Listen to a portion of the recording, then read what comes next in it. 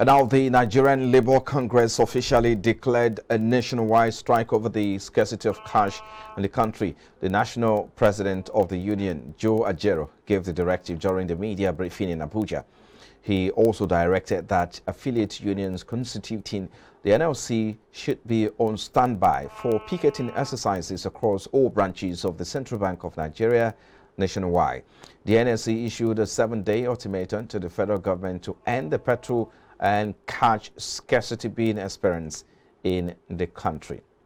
Well, we'll take a look at the impact of this as the NLC is taking to the last resort, which they say is to hit the street. So what does this mean, and what impact or implication is this likely to have on the economy? So we've been joined right now by Sumbo Badejoko, as a public affairs analyst and also a policy analyst. He joins us now. Thank you for your time. We appreciate you for joining us. Thank you for having me. Good morning. Yeah, good morning. So give us, let's make sense of this. Give us your take. NLC is hitting the street from next week, Wednesday, in what they describe as a total shutdown because of the petrol scarcity and cash scarcity as well. Do you think this is justified? And should they go ahead, what will be the impact of this on the economy, especially on the life of every Nigerian out there who cannot even afford, to put food on their table? I say they are just waking up from their slumber because this has been expected for more than a month now for the NLC to speak up or even take some actions or measures against CBN. So at some point, some of us were like, is it that workers are not affected or members of the NLC have come to mind in their stand? Though there were excuses that they have given the area of the transition that they have also experienced. Yuba Waba leadership has just winded up that at the Europe. And of course, I see it as more of the new executive wanting to stamp their authority or wanting to make their position known to the public or wanting to announce their arrival. That is the way I see the strike action coming, because it's not something that will really make much impact. Though it may expedite the pressure on the CBN, but people had expected them to run this. And even they are coming to petrol scarcity as subsided, what has not really changed much price. That is what has not been. People are not getting extra price at the government and body. Let's look at the. Okay. I want, pardon me to jump in. I wanted to look at the cost of, industrial strike when workers, shut down and they refuse to go to work. So let's look at what accompanies such action when people shut down and they no longer work. And remember, this crisis, according to many, especially a report released by the Center for the Promotion of Private Enterprise, said about 20 trillion has been lost to this naira redesign policy alone because of the shutting down of businesses during this period. So what more do you think the country stand to lose by hitting the street? When strike occurs, the impact will depend on the success of the strike. And in recent past, the NLC actions have not really been successful. So the last time we had a semblance of total shutdown was during Oshiomhole era. That was when something close to that was during Jonathan the crisis that generated so many things. But in recent time, we've not really had total shutdown, so to speak, because NLC strike has always been channeled around their salaries and emoluments, not really government policy like this one now that they are about to embark upon. So it depends on how the organized, private sector is able to embrace the action.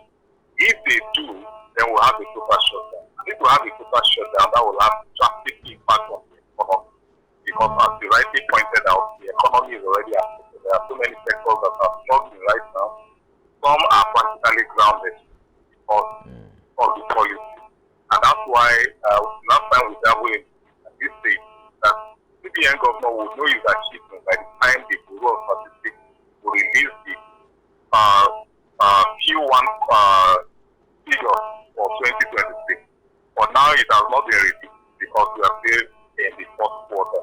By the time the Q1 figure is out, that is when we will see the full-fledged impact of this policy, and that is when the governor of the CBN and the federal government that are refused to back down on time will realize the damage, the extent of the damage they have done to the economy.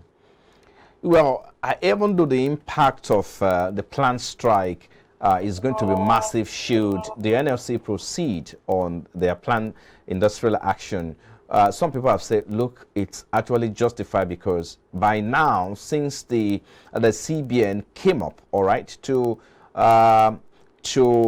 give directive that the banks should start issuing these old naira notes, up to date, things have not gotten better. So what they said is that they are going on strike because of the naira scarcity and the petrol scarcity. But let's focus on the naira scarcity for a moment. I mean, the old naira, of course, that were mopped up are expected back in the circulation. So the question is, why is it that we can't even get this old naira? Yeah, the new naira, it's understandable that it's not enough to go around now. It can't even go around. But what happened to the old naira notes? That's what majority of people are asking.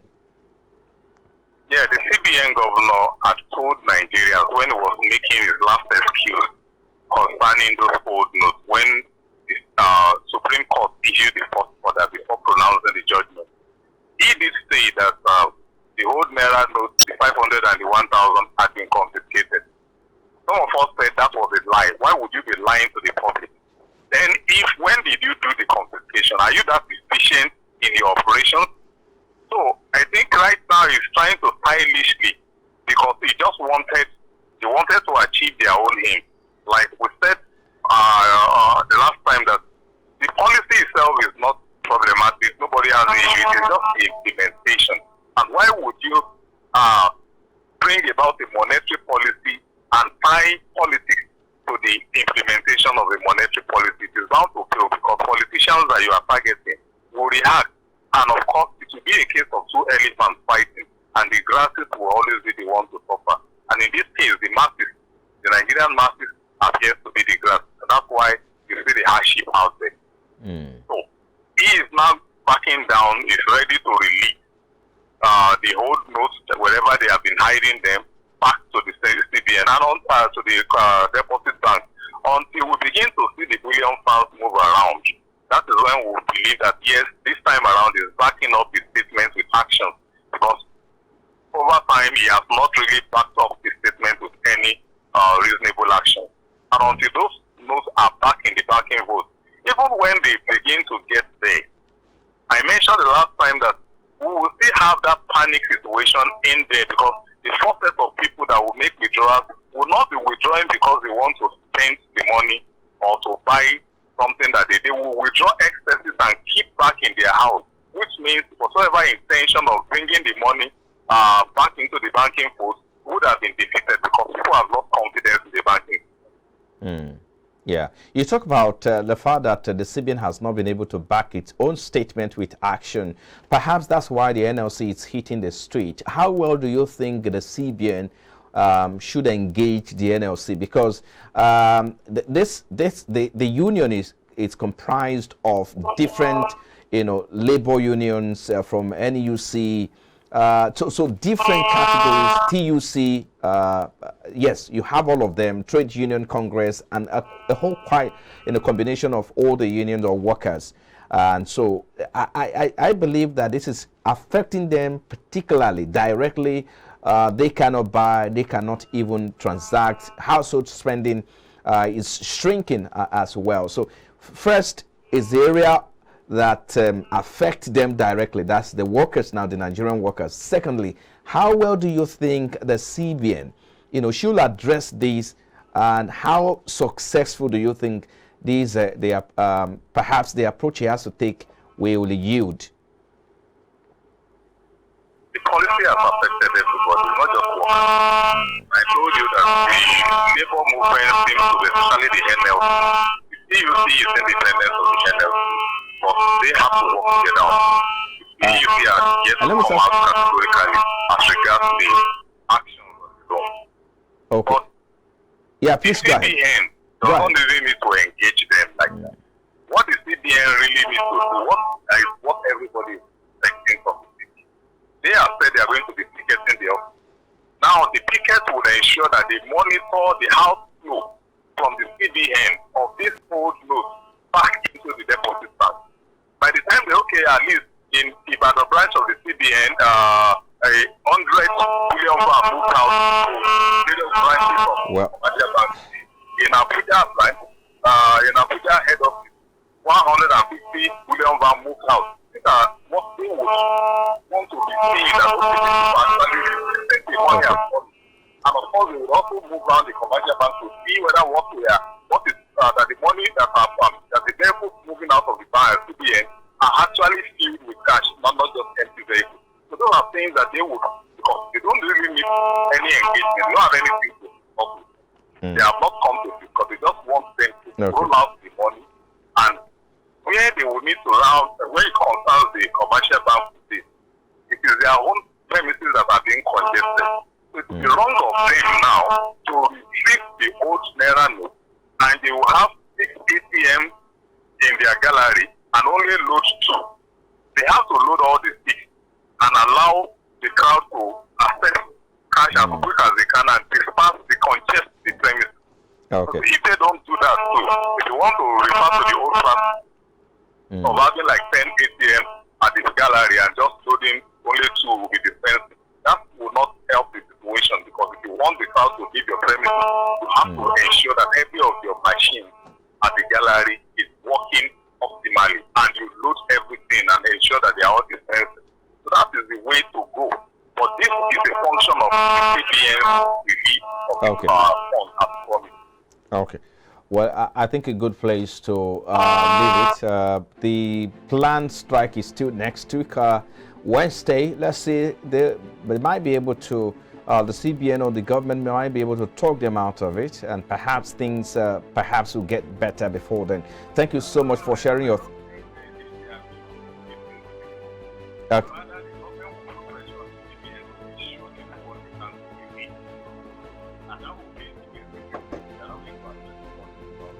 Okay. Okay, a good place to leave it. Thank you so much for your time. Sumbo Badijopo, Policy and Public Affairs Analyst, we appreciate you for sharing your thought with us. Yeah, have a great day. Well, you've been watching the Business Breakfast coming to you live from our studios here. Still to come after the break. The Nigerian Meteorological Agency, as well as the Nigeria Hydrological Services Agency, which are both agencies of the federal government, had predicted that this year we'll witness heavy flooding. Well, that's our focus. When we return from this break, we'll be looking at the impact of that warning on the economy and what the government is doing or supposed to be doing to address or mitigate the impact of flooding in Nigeria. So we'll be back in a moment. Please stay with us.